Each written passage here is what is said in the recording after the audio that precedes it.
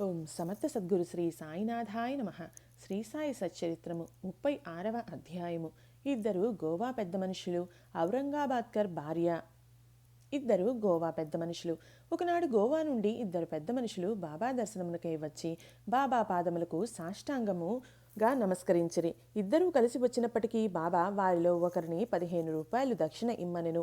ఇంకొకరు అడగకుండానే 35 రూపాయలు ఇవ్వగా అందరికీ ఆశ్చర్యం కలుగునట్లు బాబా నిరాకరించెను. అక్కడ ఉన్న శ్యామ బాబా ను ఇట్లడిగెను, ఇది ఎలా? ఇద్దరూ కలిసి వచ్చిరి. ఒకరి దక్షిణ ఆమోదించితివి, రెండవ వానిది తిరస్కరించితివి. ఎందులకు ఈ భేదభావము? బాబా ఇట్ల జవాబిచ్చెను, శ్యామ, ఎందులకు నీకు ఏమియో తెలియదు. నేను ఎవరి వద్ద ఏమియో తీసుకొనను. మసీదుమాయి బాకీని కోరును. బాకీ ఉన్నవాడు చెల్లించి రుణ విమోచనమును పొందును. నాకు ఇల్లు గాని ఆస్తి గాని కుటుంబము గాని కలవా?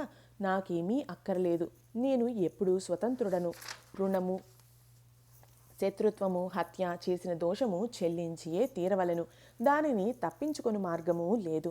పిమ్మట బాబా తన విశిష్ట ధోరణిలో ఇట్లనెను, ప్రప్రథమున అతడు పేదవాడు. ఉద్యోగము దొరికినచో మొదటి నెల జీతము ఇచ్చదనని తన ఇష్టదైవమునకు మొక్కుకొనెను. అతనిని నెలకు 15 రూపాయలు ఉద్యోగము దొరికెను. క్రమంగా జీతం పెరిగి 15 రూపాయల నుంచి 30, 60, 100, 200కు హెచ్చెను. తుదకు 700కు హెచ్చెను. అతడు ఐశ్వర్యమును అనుభవించుచు కాలమందు తన మొక్కును మరచెను. అతని కర్మఫలమే అతన్ని ఇచ్చటకు ఈడ్చుకొని వచ్చినది. ఆ మొత్తమునే అనగా 15 రూపాయలనే నేను దక్షిణ రూపముగా అడిగితిని. ఇంకొక కథ. సముద్ర తీరమున తిరుగుచుండగా ఒక పెద్ద భవనము వద్దకు వచ్చి దాని వసారాపై కూర్చుంటని. యజమాని నన్ను బాగుగా ఆదరించి చక్కని భోజనము పెట్టెను.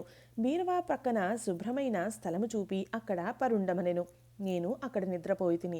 నేను గాఢ నిద్రలో ఉండగా ఆ మనిషి ఒక రాతి పలకను లాగి గోడకు కన్నము చేసి లోపల ప్రవేశించి నా జోబులో ఉన్న ద్రవ్యమునంతయు దొంగలించెను. నేను లేచి చూచుకొనగా 30,000 రూపాయలు పోయినవి. నేను మిగులు బాధపడితిని. ఏడ్చుచూ కూర్చుంటిని. పైకమంతయు నోట్ల రూపముగా ఉండెను. ఆ బ్రాహ్మణుడే దానిని దొంగలించెను అనుకొంటిని. భోజనము నీరు రుచించవయ్యను. వసారాపై ఒక పక్షము కాలము కూర్చుండి నాకు కలిగిన నష్టమునకు ఏడ్చుచుంటిని. పిమ్మట ఒక పఖీరు దారి వెంట పోవుచు నేను ఏడ్చుచుండుట చూచి ఎందులకు ఏడ్చుచుంటివని అడిగెను. నేను జరిగిన వృత్తాంతము చెప్పింది. వారు ఇట్లనిరి, నేను చెప్పినట్లు చేసినట్లయితే నీ డబ్బు నీకు దొరుకును. ఒక పకీరు వద్దకు వెళ్ళెము. వారి చిరునామా నేనిచ్చెదను. వారి శరణు వేడుము. వారు నీ పైకము నీకు తిరిగి తెప్పించెదరు. ఈలోగా నీకు ప్రియమైన ఆహారం ఏదో దానిని నీ ద్రవ్యము దొరుకునంత వరకు విసర్జింపుము. నేను పకీరు చెప్పినట్లు నడుచుకుంటిని. నా పైకము నాకు చిక్కినది. నేను వాడాను విడిచి సముద్రపు టొడ్డునకు పోయితిని. అక్కడ ఒక స్టీమర్ ఉండెను. దానిలో జనులు ఎక్కువగా ఉండుటచే లోపల ప్రవేశించలేక పోయితిని. ఒక మంచి నౌకరు నాకు తోడ్పడగా నేను లోపలకు పోయితిని. అది ఇంకొక ఒడ్డునకు తీసుకుని పోయినది. అక్కడ రైలు బండి నెక్కి ఈ మసీదుకు వచ్చితిని. కథ పూర్తి కాగానే బాబా ఆ అతిథులను భోజనము కొరకు తీసుకొని పొమ్మనగా శ్యామ అట్లే చేసెను. శ్యామ వారిని ఇంటికి తీసుకొని పోయి భోజనము పెట్టెను. భోజన సమయంలో శ్యామ బాబా చెప్పిన కథ చిత్రముగా ఉన్నది అనెను. బాబా వారు ఎన్నడూ సముద్ర తీరమునకు పోయి ఉండలేదు. వారి వద్ద 30,000 రూపాయలు ఎప్పుడూ లేకుండెను. ఎన్నడూ ప్రయాణము చేయలేదు. ద్రవ్యం ఎప్పుడూ పోవుటగాని వచ్చుటగాని జరగలేదు. కాన దాని భావము తమకి ఏదైనా తెలిసినదా అని వారిని అడిగెను. అతిథుల మనసులు కరిగెను. వారు కండ్ల తడి పెట్టుకొనిరి.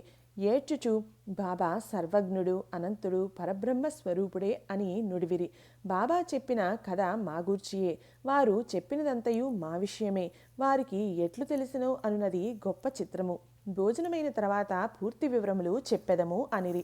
భోజనమైన పిమ్మట తాంబూలం వేసుకొనుచు అతిథులు వారి కథలను చెప్పదొడంగిరి. అందులో ఒకరు ఇట్లు చెప్పిరి, లోయలోనున్న యూరు మా స్వగ్రామము. జీవనోపాధికై నేను ఉద్యోగం సంపాదించి గోవా వెళ్ళితిని. నాకు ఉద్యోగం లభించినచో నా మొదటి నెల జీతము నిచ్చదనని దత్తదేవునికి మొక్కుకొంటిని. వారి దయవల్ల నాకు 15 రూపాయల ఉద్యోగము దొరికెను. నాకు క్రమంగా జీతం బాబా చెప్పిన ప్రకారం 700 రూపాయల వరకు హెచ్చినది. నా మొక్కును నేను మరచితిని. దానిని బాబా ఇవ్విధముగా జ్ఞప్తికి తెచ్చి నా వద్ద 15 రూపాయలు తీసుకొనిరి. అది దక్షిణ కాదు, అది పాత బాకీ. తీర్చుకొనక మరచిన మొక్కును చెల్లించుట. నీతి: బాబా ఎన్నడూ డబ్బు భిక్షమెత్తలేదు సరికదా. తమ భక్తులు కూడా భిక్షమెత్తుకొనుటకు ఒప్పుకొనలేదు. వారు ధనము ప్రమాదికారిగాను పరమును సాధించుటకు అడ్డుగాను భావించువారు. భక్తులు దాని చేతులలో చిక్కకుండా కాపాడేవారు. ఈ విషయమున భక్తమహల్సాపతి ఒక నిదర్శనము. ఆయన మిక్కిలి పేదవాడు. అతనికి భోజన వసతి కూడా జరుగుబాటు లేకుండెను. అయినను అతడు ద్రవ్యం సంపాదించుటకు బాబా అనుమతించలేదు. దక్షిణలో నుండి కూడా ఏమీయూ ఇయ్యలేదు. ఒకనాడు ఉదారవర్తకుడైన హంసరాజు అను బాబా భక్తుడొకడు చాలా ద్రవ్యమును బాబా సముఖమున మహల్సాపతికి ఇచ్చెను. కానీ బాబా దానిని పుచ్చుకొనుటకు అనుమతించలేదు. పిమ్మట రెండవ అతిథి తన కథను ఇట్లు ప్రారంభించెను. నా బ్రాహ్మణ వంట మనిషి నా వద్ద 35 సంవత్సరముల నుండి నౌకరీ చేయుచుండెను. దురదృష్టమున వాడు చెడు మార్గంలో పడెను. వాని మనస్సు మారిపోయెను. వాడు నా ద్రవ్యమంతయు దొంగలించెను. రాతి పలకను తొలగించి ధనము దాచిన భూషాణం ఉన్న గదిలో ప్రవేశించి నా ఆస్తి సర్వమును అనగా 30,000 రూపాయల కరెన్సీని దొంగలించి పారిపోయెను. బాబా సరిగా ఆ మొత్తమనే ఎట్లు చెప్పగలిగినో నాకు తెలియదు. రాత్రింబవళ్ళు ఏడ్చుచూ కూర్చుంటిని. నా ప్రయత్నములన్నీ విఫలమైనవి. ఒక పక్షం వరకు చాలా ఆరాటపడితిని. విచారగ్రస్తుడనై దుఃఖముతో అరుగుపై కూర్చుని ఉండగా ఒక పకీరు నా స్థితిని కనిపెట్టి కారణమును తెలుసుకొనెను. నేను వివరములన్నీ తెలిపితిని. అతడు షిరిడి సాయి అను ఔలియా ఉన్నారు, వారికి మొక్కుము. నీకు ప్రియమైన ఆహారమును విడుము. నీ మనసులో వారి దర్శనము చేయు వరకు నీకు ప్రియమైన ఆహారము తినని మొక్కుకొనుము అనెను. నేను అటులనే, బాబా, నా ద్రవ్యము దొరికిన పిమ్మట, మీ దర్శనము చేసిన పిమ్మట నేను అన్నము తినదను అని మొక్కుకుంటిని.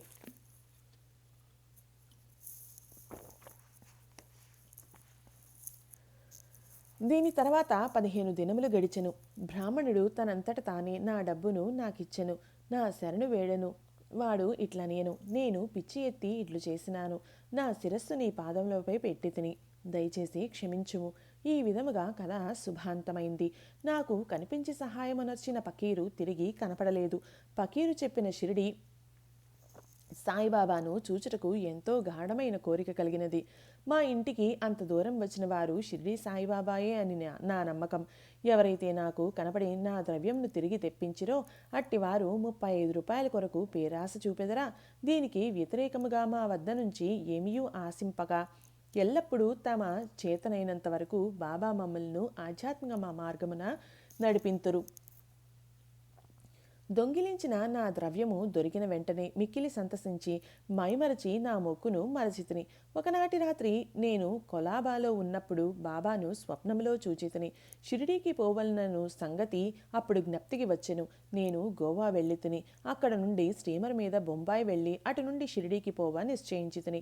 నేను హార్బర్ వద్దకు పోగా స్టీమర్లో జాగా లేకుండెను. కెప్టెను ఒప్పుకొనలేదు. కానీ నాకు పరిచయం లేని నౌకరొకడు చెప్పగా ఒప్పుకొని నన్ను స్టీమర్లో బొంబాయికి తీసుకొని వచ్చెను. అక్కడ నుండి ఇక్కడకు రైలులో వచ్చేతిని. కాబట్టి బాబా సర్వజ్ఞుడు, సర్వాంతర్యామి. మేము ఎక్కడా, మా ఇల్లు ఎక్కడా, మా అదృష్టం ఏమని చెప్పవలను? బాబా మా ద్రవ్యమును తిరిగి రాబట్టెను. ఇక్కడకు లాగుకొని వచ్చెను. షిరిడీ జనులారా, మీరు మాకంటే పుణ్యాత్ములు, మాకంటే అదృష్టవంతులు. ఏలన బాబా మీతో ఆడి నవ్వి మాట్లాడి ఎన్నో సంవత్సరములు మీతో నివసించెను. మీ పుణ్యము అనంతము. ఎందుకనగా అది బాబాను షిరిడీకి లాగెను. సాయి మన దత్తుడు. వారే మొక్కుకొమ్మని నన్ను ఆజ్ఞాపించరు. స్టీమర్లో జాగా ఇప్పించరి. నన్ను ఇచ్చటకు తెచ్చిరి. ఇట్లు వారి సర్వజ్ఞత్వమును సర్వశక్తిత్వమును నిరూపించిరి. ఔరంగాబాద్కర్ భార్య. షోలాపూర్ నివాసియగు సఖారాం ఔరంగాబాద్కర్ భార్య 27 సంవత్సరములైనను సంతానము కలుగలేదు. ఆమె అనేక దేవతలకు మొక్కులు మొక్కెను, కానీ నిష్ప్రయోజనమయ్యెను. తుదకు నిరాశ చెందెను.